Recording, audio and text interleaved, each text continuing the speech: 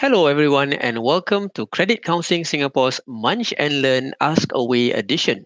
Now, you can view our episodes via Credit Counseling Singapore's Facebook page at your own time and convenience. In each episode, we'll be sharing bite sized money tips followed by our Ask Away segment featuring frequently asked questions which we have received. But before that, allow me to share on Credit Counseling Singapore, CCS in short, and on what we do. CCS is a leading charity for fostering financial resilience, and we are a trusted organization for all matters related to that. We are also a registered charity with the institutions of a public character IPC status and a member of the National Council of Social Service NCSS.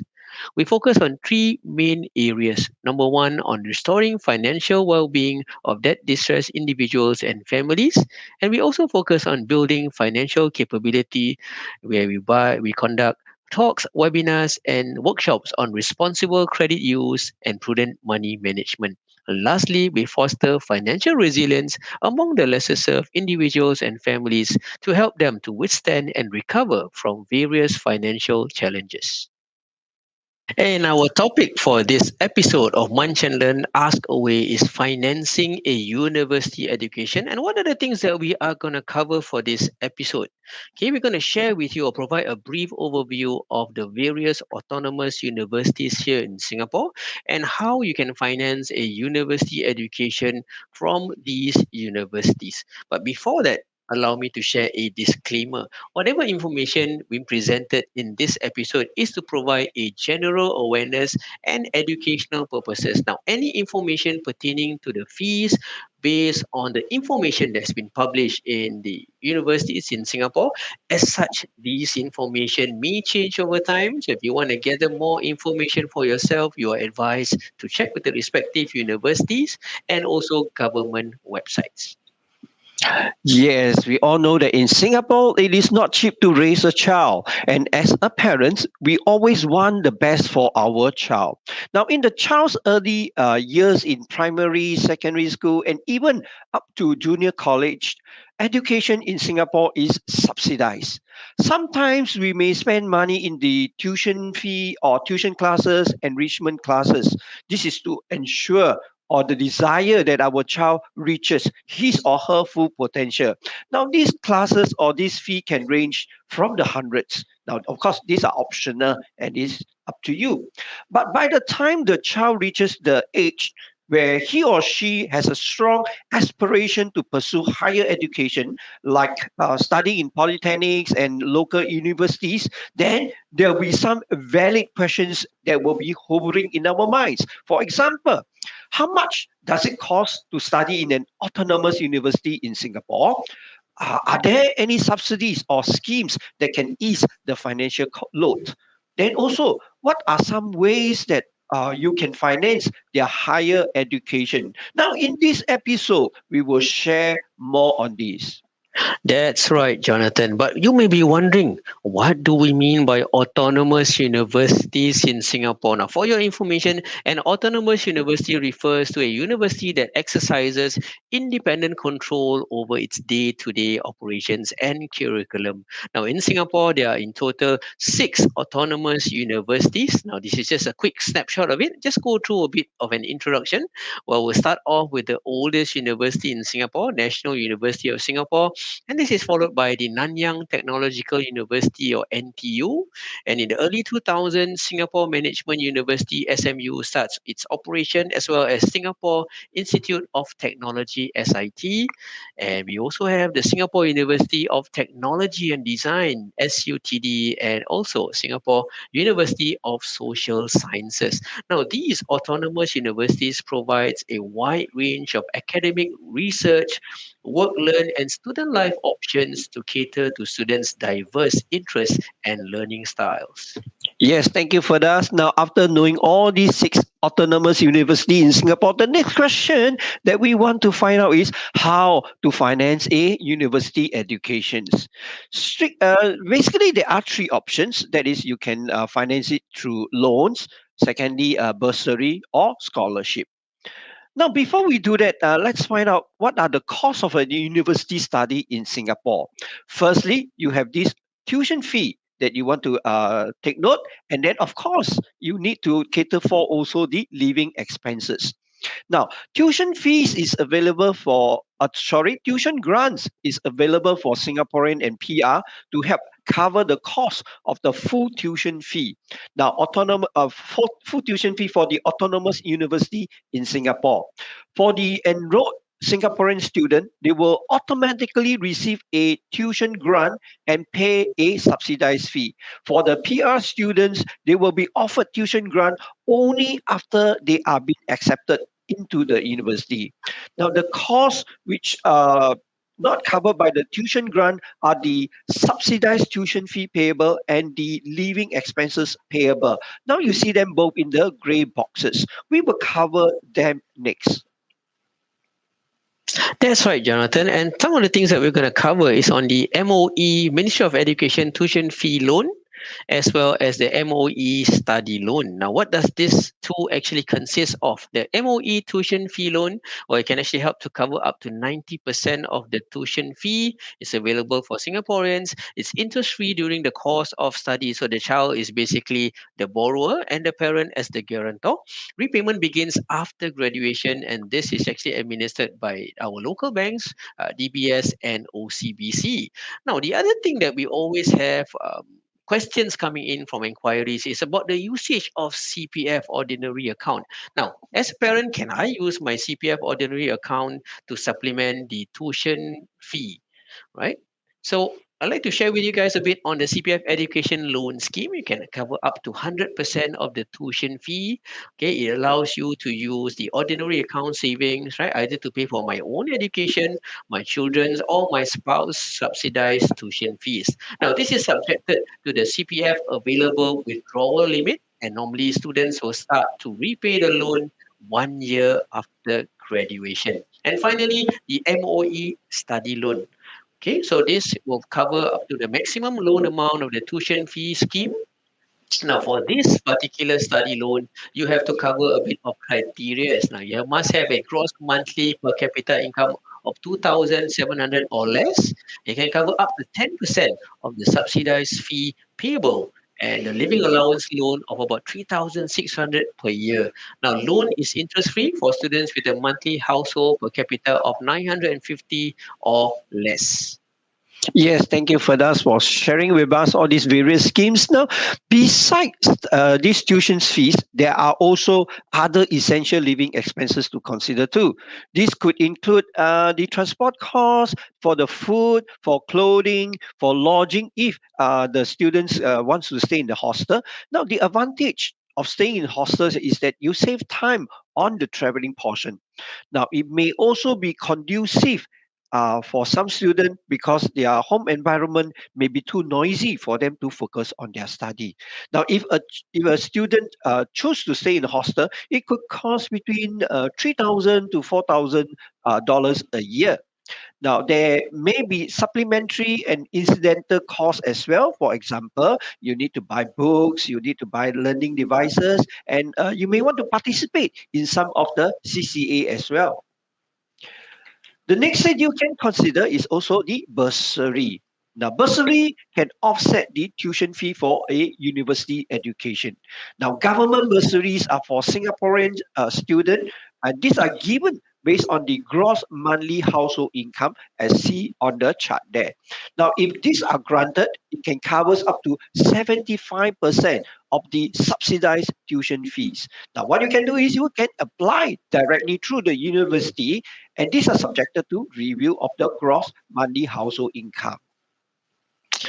The last one you want to consider is scholarship. Now, if your child is able to apply for the scholarship is one way as a form of financial aid awarded for students to further their education.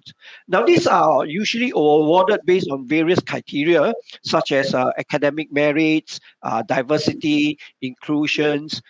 Scholarship is awarded by a university or corporations. The value of the scholarship include all tuitions and compulsory fees, monthly allowances to cover accommodation and living expenses during the course of the study. Now, what you can do is apply directly with these scholarship issuers.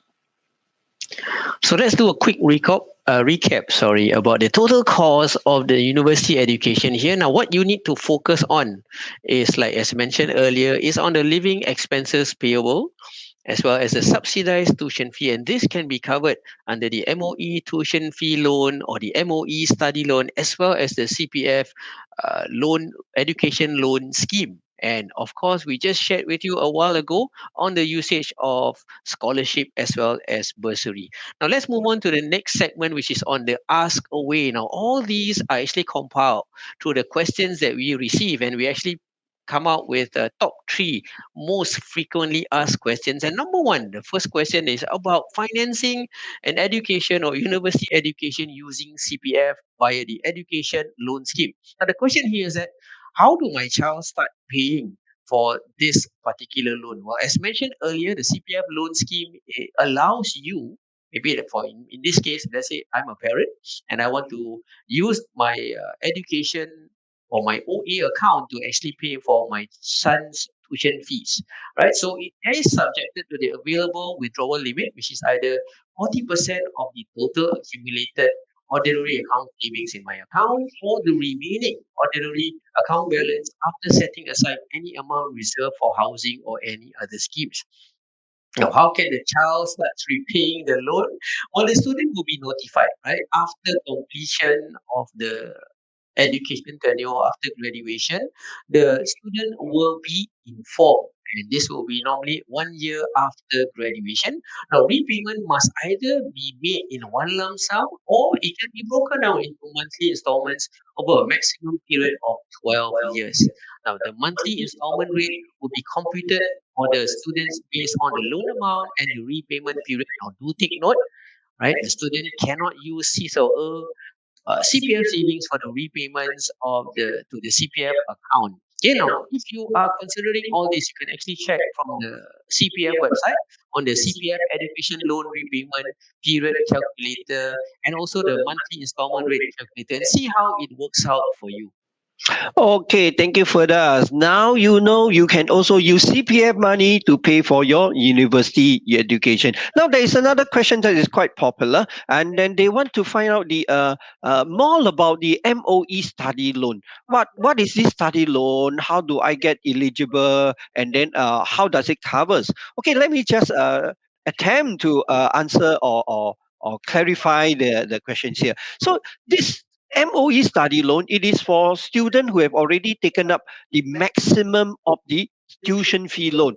And also, the gross monthly per capita income of the household has to be $2,000 and $700 $2,700 or below. Now, then you can apply for this MOE study loan to finance the remaining fees. So, who is eligible or who are eligible? It is for undergraduate student who, firstly, if you are Singapore or permanent resident or international student undertaking full-time subsidized undergraduate course, or if you are a Singaporean taking a part-time subsidized undergraduate course. Now, what can you do is that you have already taken up the maximum loan under the tuition fee loans or any other loans and fee subsidized that already cover up to 90% of your tuition fee payable. Also, this criteria of a monthly per capita income of $2,700 or less. And also, it is for students who have taken up the loans and subsidized that covers up to 100% of the tuition fee, then they are eligible only to take up the living allowance portions. Now, how does this MOE study loan works? So how it works is that you can take up, therefore, the up to 10% of the subsidized fee payable and a living allowance of $3,600 per year. Now, uh, this loan is so these are the how it works. Now, how do you apply? Student and approach the respective institutions to apply for this thing called the MOE study loan.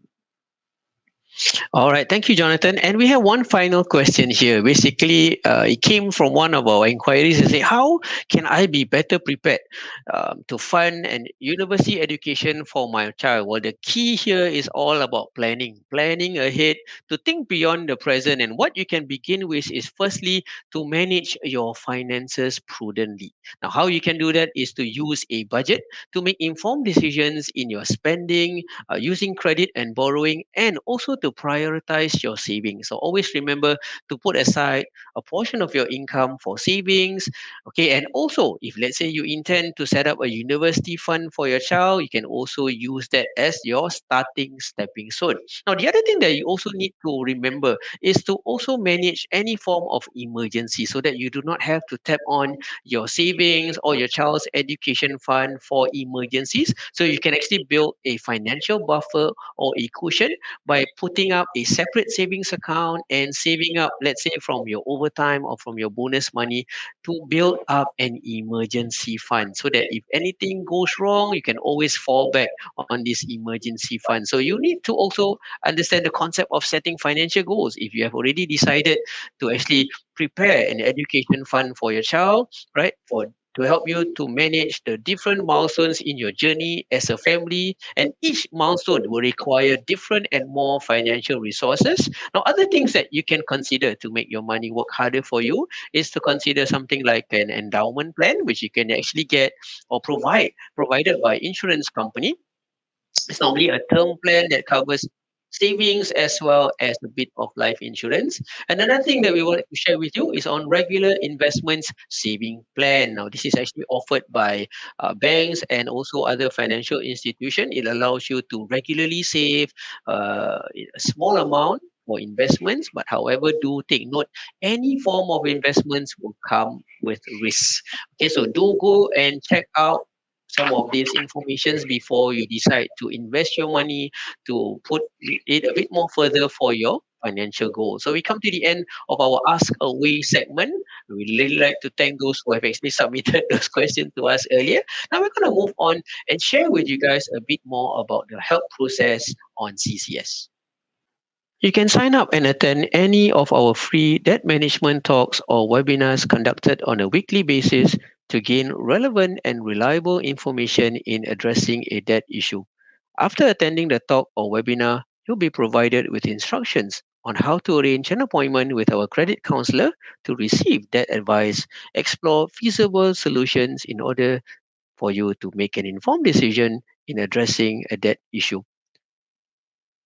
In our move towards financial resilience, do follow and like us on Facebook, and you get to enjoy our bite sized money management tips. And at the same time, we also conduct National Silver Academy courses to help young seniors on retirement financial readiness and basic financial literacy. Lastly, we also conduct talks for organizations to help them improve their financial well being of their staff in their team. To find out more, do drop us an email at education@ccs.org.sg. Lastly, we thank you and we hope that you have benefited from our sharing.